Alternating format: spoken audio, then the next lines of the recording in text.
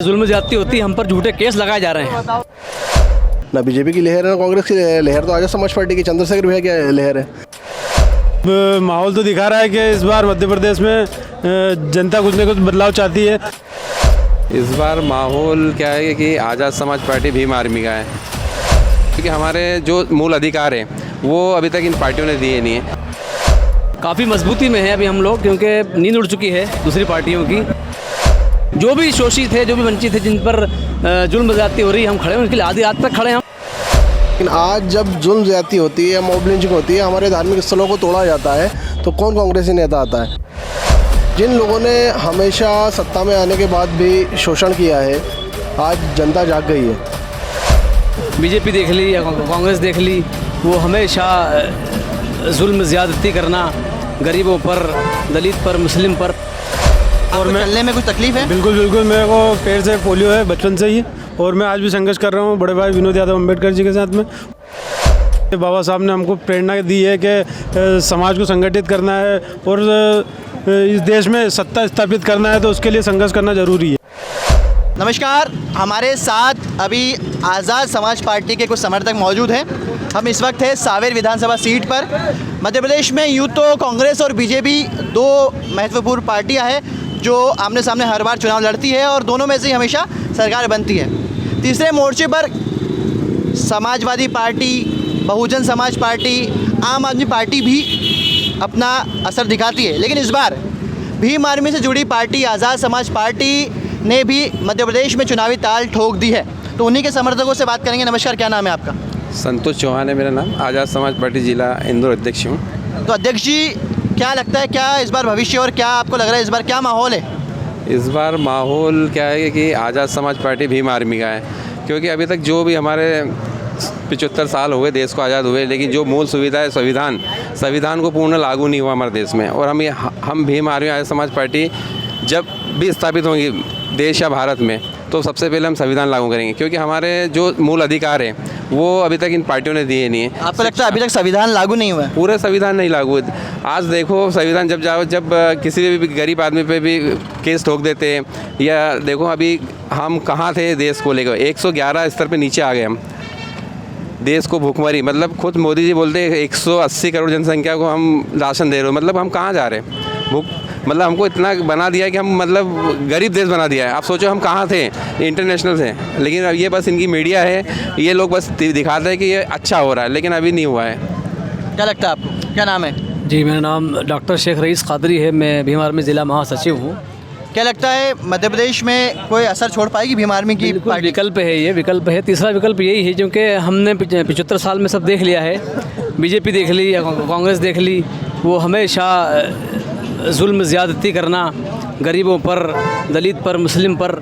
तो अब हमारा विकल्प यही है कि हम आज़ाद समाज पार्टी को पुरजोर मेहनत से और यहाँ पर हमारे विनोद भैया को जिताने की कोशिश करेंगे। और आने वाले जो अगले और चुनाव है, जो सेंट्रल चुनाव जो है, सेंट्रल गवर्नमेंट के चुनाव, लोकसभा उसमें चुनाव भी हम लोकसभा चुनाव में भी इंशाल्लाह ताला हम कोई सांसद यहाँ से लड़वाएंगे। किस तरीके से आपका विंग और आपका कैडर कितना डेवलप हो चुका है मध्य प्रदेश में, अगर मध्य प्रदेश की बात की जाए तो? काफ़ी मजबूती में है अभी हम लोग, क्योंकि नींद उड़ चुकी है दूसरी पार्टियों की।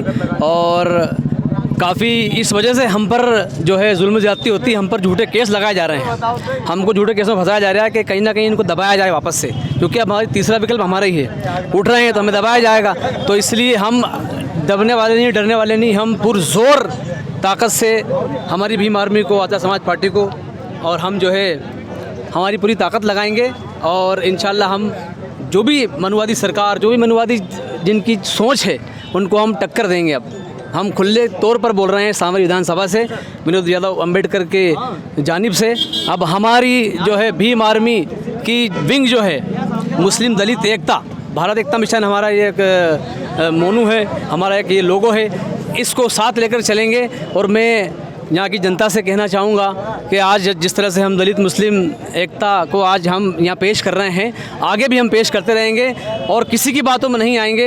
हम इस कारवां को बहुत आगे तक बढ़ाएंगे। अन्य जातियों का साथ निभाएंगे कैसे? बिल्कुल निभाएंगे, निभाते आ रहे हैं हम साथ। वेलकम है, आएँ आप। जो भी शोषित है, जो भी वंचित है, जिन पर जुल्म ज्यादती हो रही है, हम खड़े हैं उनके लिए, आधी रात तक खड़े हैं हम। जब भी होता मामला, कई केस ऐसे हुए हैं, हम आगे आए हैं, बिल्कुल आगे आए हम। क्या लगता है, क्या है माहौल इस बार? इस बार माहौल आपके सामने है। आप देख रहे हैं कि जनता को तीसरा विकल्प चाहिए था, जो आज़ाद समाज पार्टी और भीम आर्मी के तौर पे मौजूद है। अपार समर्थन मिल रहा है। आज भी नामांकन के लिए हज़ारों की संख्या में विनोद यादव अम्बेडकर को बीजेपी और कांग्रेस जैसी इतनी बड़ी पार्टी को टक्कर दे पाएगी? बिल्कुल दे पाएगी। जिन लोगों ने हमेशा सत्ता में आने के बाद भी शोषण किया है, आज जनता जाग गई है कि जो पार्टियों को उन्होंने थोक वोट दिए। मैं मुस्लिम समाज से आता हूँ। मुस्लिम समाज की बात की जाए तो 70 सालों से हम लोग कांग्रेस को वोट दे रहे थे, हमारा समाज। लेकिन आज जब जुल्म ज़्यादती होती है, मॉब लिंचिंग होती है, हमारे धार्मिक स्थलों को तोड़ा जाता है, तो कौन कांग्रेसी नेता आता है? ये दोनों चचेरे भाई हैं, एक नाक नाते और एक सांप नाते। क्योंकि अगर बीजेपी जुल्म करती है मुस्लिम समाज पे या दलित समाज पे, शोषित वंचित परिवारों पे, तो ना अगर बीजेपी की तौर से जुल्म होता है तो कांग्रेस बोलने नहीं आती है। क्योंकि इनको पता है कि एक हाथ से चाटा मारो, दूसरे से पुचकार लो, लेकिन पुचकारने के लिए भी नहीं आती। लेकिन जब वोट का टाइम आता है, जब राजनीतिक माहौल बनता है, तो बिल्कुल ये लोग कांग्रेस के लिए इस बार कमलनाथ जी मुख्यमंत्री बनने वाले हैं? उसके लिए तो मैं कुछ नहीं कह सकता हूँ, क्योंकि अगर वो बनने वाले होते तो आज वो कांग्रेस की लहर दिखती। कांग्रेस की लहर नहीं है, फिर कहाँ किसकी? दिख रही बीजेपी है? की? ना बीजेपी की लहर है, ना कांग्रेस की लहर। तो आज़ाद समाज पार्टी की चंद्रशेखर भैया की लहर है। आज देखो ना सावेर के अंदर आज कितना हुजूम आया, और आज सुबह से यहाँ भूखे प्यासे लोग साथ में विनोद भैया के। ये बहुत बड़ी बात है। ये खरीदी हुई जनता नहीं है। ये खुद अपने पैसों कोई भी यहाँ पर पैसे से नहीं कोई आया? भी पैसे से नहीं आया है। स्वेच्छा से आए? स्वेच्छा से आए हैं। यहाँ सब स्वेच्छा से आए हैं। यहाँ तक सुबह से अभी तक लोग भूखे हैं, लेकिन अभी डटे हुए हैं। चलिए, क्या नाम है आपका? मेरा नाम समंदर मंडोत्रा है। और चलने में कुछ तकलीफ है? बिल्कुल मेरे को पैर से पोलियो है बचपन से ही, और मैं आज भी संघर्ष कर रहा हूँ बड़े भाई विनोद यादव अम्बेडकर जी के साथ में। और हमने तो आपको चलने में तकलीफ, फिर भी आप यहाँ पर नामांकन के लिए आए उनके, तो कैसा, क्या आपको क्या प्रेरणा दिया इस चीज़ के लिए? देखो साहब, प्रेरणा तो बहुत दी है। बाबा साहब ने हमको प्रेरणा दी है कि समाज को संगठित करना है और इस देश में सत्ता स्थापित करना है, तो उसके लिए संघर्ष करना ज़रूरी है। तो इसको लेकर हम आज बड़े भाई विनोद यादव अम्बेडकर जी के नामांकित आखिर में सम्मिलित हुए हैं। क्या लगता है मध्य प्रदेश में इस बार? साहब, माहौल तो दिखा रहा है कि इस बार मध्य प्रदेश में जनता कुछ न कुछ बदलाव चाहती है। तो ये दिख रहा है जनता से कि बदलाव होकर रहे। चलिए, इन्होंने कह दिया है कि जनता बदलाव चाहती है। देखते हैं, हम भी नतीजों का इंतज़ार करते हैं। आगे बने रहेंगे आपके साथ। धन्यवाद।